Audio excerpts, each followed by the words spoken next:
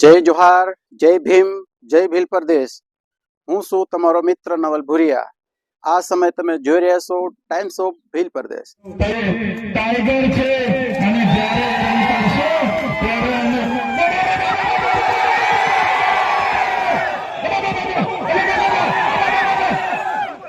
આ અમારી તાકાત અમે આવનારા દિવસોમાં બતાવીશું ને તૈયાર છો બધા? અહીંયા આવ્યો અને બાજુનું ગામ થોડા દૂર ગામ વીજળી ગામે અમે હતા અને નસવાડી તાલુકાના કવાંટ તાલુકાના 8-10 આગેવાનો મને મળ્યા અને 8-10 આગેવાનોએ કીધું, સાહેબ અમારા 28 ગામ હાઇડ્રો પ્રોજેક્ટમાં આ લોકોએ બારોબાર સંપાદિત કરી દીધા છે અને હાઇડ્રો પ્રોજેક્ટ આવવાનો છે, વિસ્થાપિત કરવા માટે સરકારે મન બનાવી લીધું છે। કલેક્ટર, એસપી, એમના પ્રાયોજના વહીવટદાર, એમના ડીસીએ, એમનું ખાણ ખનીજ વિભાગ, એમનું જીએમડીસી, જીઆઈડીસી અમારે ત્યાં આવે છે પોલીસને લઈને। 28 ગામના લોકોને કેમ છો? તમે 28 ગામના માત્ર નથી, તમારી સાથે 1,25,00,000 આદિવાસીઓ પણ છે। કોઈની તાકાત નથી અમારા આદિવાસીઓને અહીંથી ઉઠાડીને બહાર લઈ જશે। જે દિવસે આ ગુજરાતની ભાજપની સરકાર અમારા 28 ગામના આદિવાસીઓને ઉઠાડવા માટે આવશે, એ દિવસે ચૈતરભાઈ, રતનસિંહ, રાધિકાબેન રાઠવા, અમે પહેલા દંડો ખાઈશું, અમે પહેલા ગોળી ખાઈશું, પણ મારા સાથીઓ તમે અમારી સાથે રહેજો। ભારતીય જનતા પાર્ટીની સરકારને ઉખાડીને ફેંકી દઈશું। અહીંયા ડેમો આવ્યો ત્યારે અમારા લોકોને વિસ્થાપિત કરી દીધા તમે। અહીંયા કોરિડોર આવે નામે જમીનો લઈ લીધી, હવે તમે અમારા ગામોને હાઇડ્રોજન પ્રોજેક્ટના નામે ઉઠાવવાની વાત કરો। એ ભૂપેન્દ્રભાઈ પટેલ હોય, હર્ષભાઈ સંઘવી હોય, એમને આ પવિત્ર ધરતી પરથી ચેલેન્જ કરું છું, અમારા 28 ગામના લોકોને હાથ લગાડી દો। અમારા 28 ગામના લોકોને હાથ લગાડીને બતાવો અમારો ઇતિહાસ, બિરસા મુંડા ભગવાન, તાત્યા મામા, ભાગ્યા નાયક એમના વંશજો છે। જે દિવસે અમારા આદિવાસીઓને હેરાન કરશો એ દિવસે આ વિસ્તારમાં આર પારની લડાઈ અમે કરવા માટે હવે તૈયાર થઈ ગયા છે। જ્યારે આદિવાસીઓને જાગૃત કરવાનું કામ અમે કરીએ છીએ, અમારા લોકોની અસ્મિતાની વાત કરીએ છીએ, તો નથી આ ભાજપની 30 વર્ષની સરકારે મને દબાવવા માટે, મને તોડવા માટે એક વાર જેલમાં નાખી દીધો, બીજી વાર જેલમાં નાખી દીધો, ત્રીજી વાર જેલમાં નાખી દીધો અને મને દબાવ્યો, ભાજપમાં લઈ જવા માટે, તોડવા માટે મને ડરાવવામાં આવ્યો। પણ ભૂપેન્દ્રભાઈ પટેલ, એ હર્ષભાઈ સંઘવીને પણ કહેવા માંગુ છું, આ ચૈતરભાઈ વસાવા આદિવાસીનો દીકરો છે, આદિવાસીનો દીકરો છે, એ ડરવાનો નથી। કરારા જવાબ મિલેગા, કરારા જવાબ, સમય આવશે, કરારા જવાબ આપીશું અમે। આમાં 30 તારીખે કેવડિયામાં દેશના વડાપ્રધાન મોદીજી આવ્યા, 31 તારીખે મોદીજીનો એકતા પરેડનો કાર્યક્રમ હતો અને આ લોકો 15 તારીખે ડેડિયાપાડામાં નરેન્દ્રભાઈ મોદીજીને ફરી ચૈતરભાઈ વસાવાની લડતને દબાવવા માટે લઈને આવે છે। લઈને આવે એનો મને જરાય વાંધો નથી, અમે વડાપ્રધાન શ્રીને મારી ધરતી પર આવકારીએ છીએ, પણ જે પ્રકારે એ લોકો અમને દબાવે છે કે તમારે 15 તારીખે વડાપ્રધાન સાથે, વડાપ્રધાનના હસ્તે ભાજપમાં જોડાવાનું છે અને એ લોકોએ કીધું કે અમારો ટાર્ગેટ છે તમને 15 તારીખે વડાપ્રધાનના હસ્તે જોડી દઈશું, નહીં તો જેલ જવું પડશે। ત્યારે ભાજપના નેતાઓને કહેવા માંગુ છું, તમે 15 તારીખે અમને જોડવાની વાત તો દૂર, તાલુકા જિલ્લા પંચાયતની ચૂંટણી આવતા હતા તમારા 1 લાખ કાર્યકરોને હું આમ આદમી પાર્ટીમાં જોડી દઈશ। પબ્લિક ભેગી કરવા માટે ડેડિયાપાડા, સાગબારા, વાલિયા, ઝઘડિયા, નેત્રંગ, નાંદોદ ગામડે ગામડે જાય છે। આ લોકો કહે છે તમારા ચૈતરભાઈ મોદી સાહેબના હસ્તે 15 તારીખે જોડાવાના છે, બધા આવી જજો, બધા જોવા આવજો। ત્યારે હું એમને કહેવા માંગુ છું, ચૈતરભાઈ ભાજપમાં જોડાવાના નથી, ચૈતરભાઈ ભાજપને તોડવાના છે, તોડવાના છે. સાથીઓ, મને સામાન્ય બાબતમાં જેલમાં નાખી દીધો. આદિવાસીનો દીકરો છું એટલે ભૂપેન્દ્ર પટેલને નથી ગમતું, હરસંઘવીને નથી ગમતું. આદિવાસીઓ માટે કેમ બોલે છે? આદિવાસીઓની મીટિંગો છોટાઉદેપુરમાં કેમ કરે? એને જેલમાં નાખો. એક સામાન્ય બાબતમાં મને જેલમાં નાખી દીધો. 80 દિવસ રાખવામાં આવ્યો, અંધારી કોટડીમાં રાખવામાં આવ્યો, ડરાવવામાં આવ્યો, ધમકાવવામાં આવ્યો અને કહેવામાં આવ્યું કે તમે 2 વર્ષ સુધી રાખીશું, 3 વર્ષ સુધી રાખીશું, જ્યાં સુધી તમે અમારી સાથે આવા નહીં માનો ત્યાં સુધી રાખીશું. પણ આ ચૈતરભાઈ તમારો દીકરો એમનાથી ડર્યો નથી અને તમારી બધાના આશીર્વાદથી, તમારા બધાના સહકારથી, તમારે બધાની પ્રાર્થનાથી, ઉપરવાળાની દયાથી, કુદરતની મહેરબાનીથી આ ચૈતરભાઈ વસાવા આજે છૂટીને તમારી વચ્ચે આવીને ઉભો છે. તમારા બધાનો હું ખૂબ ખૂબ આભાર પણ માનું છું. ત્યારે સાથે હું નાનો માણસ છું, અવારનવાર ભાજપમાં લઈ જવા માટે ધમાડો કરે, ભાજપના ના જઈએ એટલે જેલ કરાવે, ખોટા કેસ કરે, પરિવારને જેલમાં નાખે, અમને હેરાન કરે. પણ જ્યાં સુધી મારી માતાઓના આશીર્વાદ મારા પર છે, જ્યાં સુધી મારા વડીલોના આશીર્વાદ છે, ત્યાં સુધી ભાજપની પોલીસમાં તાકાત નથી કે આ ચૈતરભાઈ વસાવાને દબાવી શકે. આ અમારી જનતાનો પ્રેમ છે. જ્યાં સુધી તમે અમારી સાથે છો ત્યાં સુધી ભાજપ અમને ટચ પણ નથી કરવાની. 1 વાર જેલ કરાવશે, 2 વાર જેલ કરાવશે, 3 વાર જેલ કરાવશે. પણ મારા વડીલો, મારી યુવાનો, મારી બહેનો, મારા માતાઓને મારે વિનંતી છે, સરકાર એમની બહુ મોટી, આપણે એમની સાથે લડાઈ નથી કરવાની. પણ આવનારી તાલુકા જિલ્લામાંથી ચૂંટણીમાં તમારામાંથી સારા યુવાનોને, સારા વડીલોને તૈયાર કરી દો. આ તમારા દીકરાને જે હેરાન કર્યો છે એનો બદલો તમારે આવનારી તાલુકા જિલ્લા પંચાયતની ચૂંટણીમાં લેવાનો છે. એનો બદલો તમારે લેવો પડશે. કેમ કે જયારે મેં જેલમાં હતો ત્યારે એમના આ બાજુના સાંસદ અમારા રાજપીપળામાં આવીને કહેતા હતા, પેલો તમારો ચૈતર વસાવો જેલમાં છે, નથી છૂટવાનો, એનું પૂરું કરી નાખ્યું અમે. ત્યારે તમારા સાંસદોને, ધારાસભ્યોને હું કહેવા માંગુ છું, तुमको क्या लगता था नहीं लौटेंगे, तुमको क्या लगता था नहीं लौटेंगे. गलत. जब तक तोड़ेंगे नहीं तब तक छोड़ेंगे नहीं. हमको क्या अंडू फंडू गंदू झंडू समझ के रखा है क्या? ये चैतर वसावा कभी झुकेगा नहीं. करारा जवाब मिलेगा. ત્યારે આ ભારતીય જનતા પાર્ટી 30 વર્ષથી શાસનમાં છે, કેન્દ્રમાં એમનું શાસન છે. અમારા લોકો નર્મદાનું પાણી જોઈ શકે છે પણ પિયત માટે અમને મળતું નથી. અમારા યુવાનો ભણી પરીક્ષાઓ આપે છે, એના પેપરો ફૂટી જાય છે. પણ અમારા વિસ્તારમાં શાળાઓમાં માસ્તરો નથી, શાળાઓના ઓરડાઓ નથી, આંગણવાડી નથી. અમારા નાના બાળકો કુપોષણથી પીડાય છે. ત્યારે આદિવાસીઓને શિક્ષણ આપવાની જગ્યાએ, રોજગાર આપવાની જગ્યાએ, સિંચાઈનું પાણી મળે એની જગ્યાએ આજે વિકાસનો રથ લઈને આ લોકો ગામડે ફરે છે.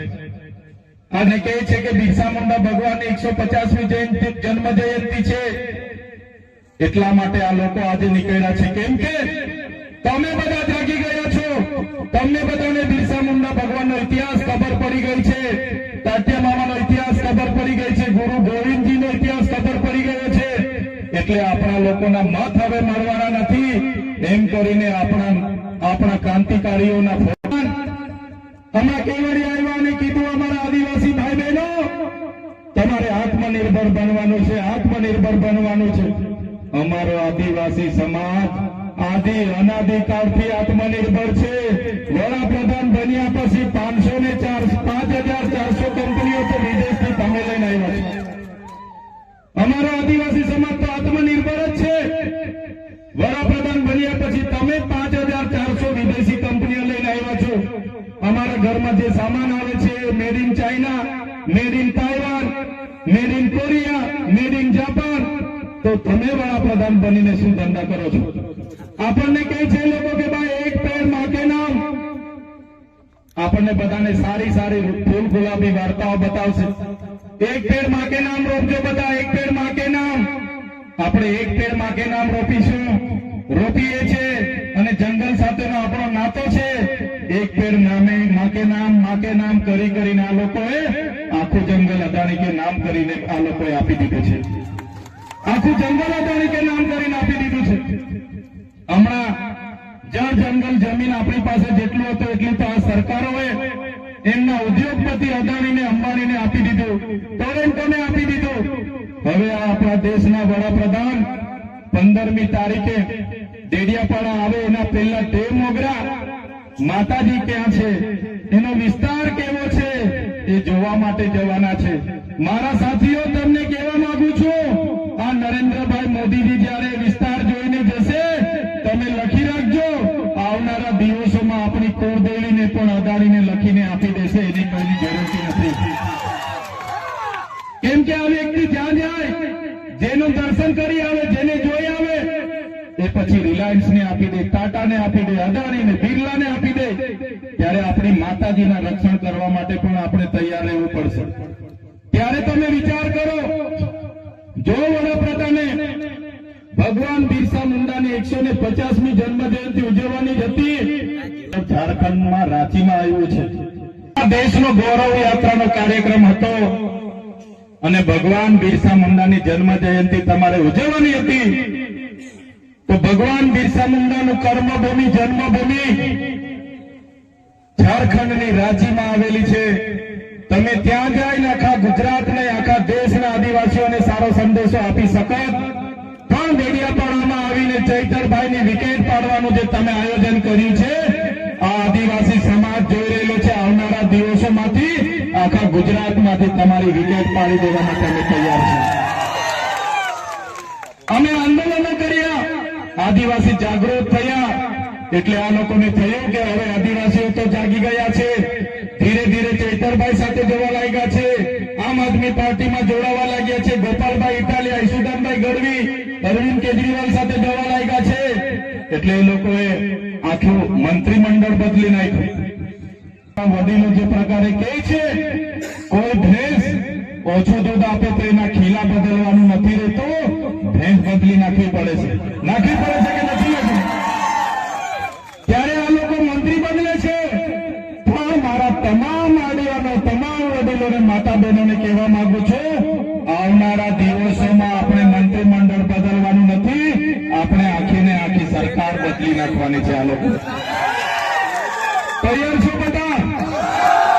સરકાર બદલી નાખીશું, સરકાર બદલી નાખીશું, પરિવર્તન લાવીશું, પરિવર્તન લાવીશું, પરિવર્તન લાવીશું.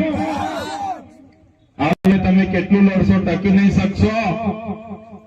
હજુ પણ જેલમાં જશો. આવી જાઓ, મંત્રી બનાવી દે, તંત્રી બનાવી દે. તમારા મંત્રી બની જઈશું, તમારો તંત્રી બની જઈશું, પૈસા કમાઈ લઈશું, બંગલા બની જશે, ગાડીઓ બની જશે. પણ અમારા આદિવાસીઓ માટે પછી કોણ બોલશે? કોણ બોલશે અમારા આદિવાસીઓ માટે? આ વિસ્તારના ઓબીસી માટે કોણ લડશે? આ વિસ્તારના એસસી એસટી માઇનોરિટી માટે કોણ લડશે? ત્યારે અમે કીધું, તમારામાં જેટલા અમારા નેતાઓ છે, એ નેતાઓને તમે એક પિંજરાના વાઘ જેવા, સર્કસના વાઘ જેવા બનાવી દીધા છે. આ વિસ્તારના પણ મોટા મોટા નેતાઓ પોતે વાઘ છે એવું કહેતા હતા. અમે જયારે મીટિંગ હોય ત્યારે ભાષણ કરે, ટાઈગર અભી જિંદા હે, ટાઈગર અભી જિંદા હે. એ ભાષણ કરવા વાળા ભાજપમાં ગયા અને સર્કસના ટાઈગર બનીને આજે બેસી રહ્યા છે. સર્કસના ટાઈગર બનીને બેસી રહ્યા છે. ઉપરથી જેટલી ચાવી ફેરવે એટલું રમકડું ગાય, એટલી જ ભજન એ લોકો ગાય છે. ત્યારે સાથીઓ, આ તમારો દીકરો, આ ચૈતર વસાવો એમના સર્કસનો ટાઈગર નથી બનવા માંગતો, જંગલનો ટાઈગર બનીને સ્વતંત્ર ફરવા માંગે છે. જે બધા સ્વતંત્ર ફરવા માંગીએ છે, આ બધો ઇલાકો અમારો છે. અમારા નસવાડીના એક કાકા ધારાસભ્ય છે, સિનિયર ધારાસભ્ય. નસવાડીમાં આજે અમારો પ્રોગ્રામ હતો. કાકાએ અમારા સરપંચોને ડરાવ્યા અને અમારા પ્રોગ્રામમાં ત્યાં એમણે પ્રોગ્રામ રાખી દીધા. ત્યારે કાકાને કહેવા માંગુ છું, આજે ચૈતર વસાવાને નર્મદામાંથી તળીપાર કરી દીધા છે, ત્યાં જવા નથી દેતા. આજે દરિયાપાડામાં પ્રવેશ બંધી છે. તમે નસવાડીમાંથી અમને કહેશો કે અહીંયાથી નીકળી જાઓ, પણ અમે આ ચૈતર વસાવા અમારી ટીમ અમારા લોકોના દિલોમાં રહે છે અને લોકોના દિલોમાંથી તમારી ભાજપની સરકાર અમને ક્યારે કાઢી નથી શકવાની, ક્યારે કાઢી નથી શકવાની. એનો પણ જવાબ આવનારા દિવસોમાં આપીશું.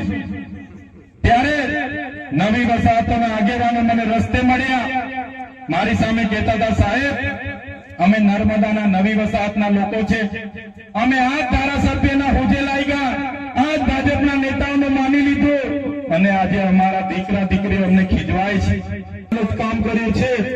ત્યારે સાથીઓ, આવનારા દિવસોમાં તાલુકા અને જિલ્લા પંચાયતની ચૂંટણીઓ આવવાની છે.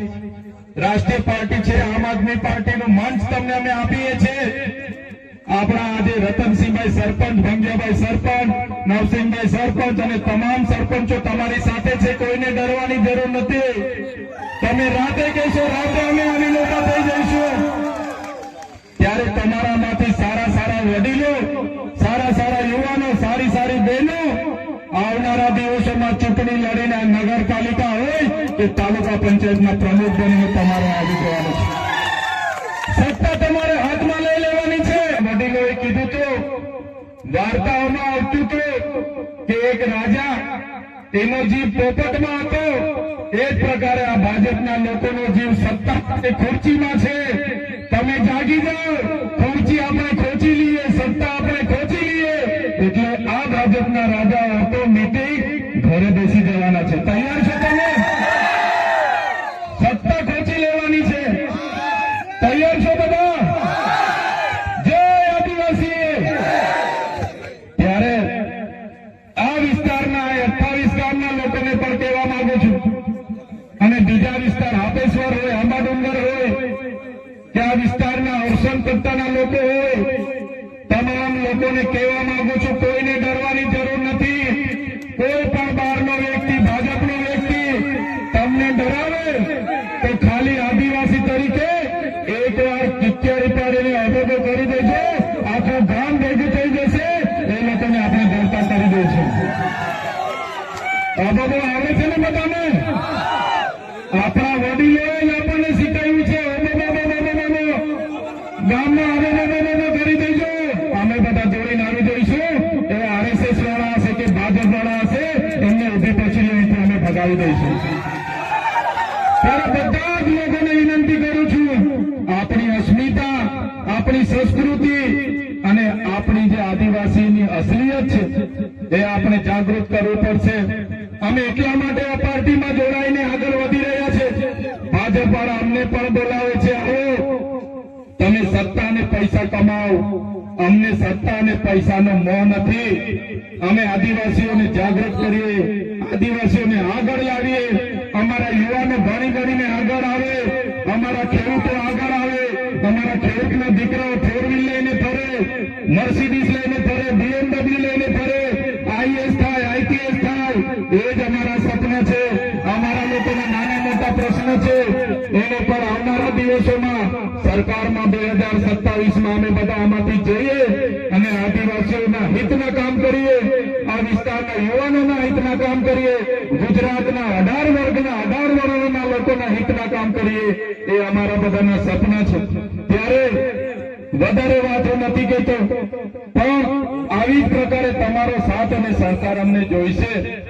કેમ કે આ લોકો ત્યારે આવનારી ચૂંટણીઓમાં પણ આપણા આ વિસ્તારના કેટલાક ભાજપના નેતાઓ આ જ કામ કરશે. એના કરતા તમે તમારામાંથી ઉમેદવારો ટાઈગર છે અને જ્યારે રન કરશો ત્યારે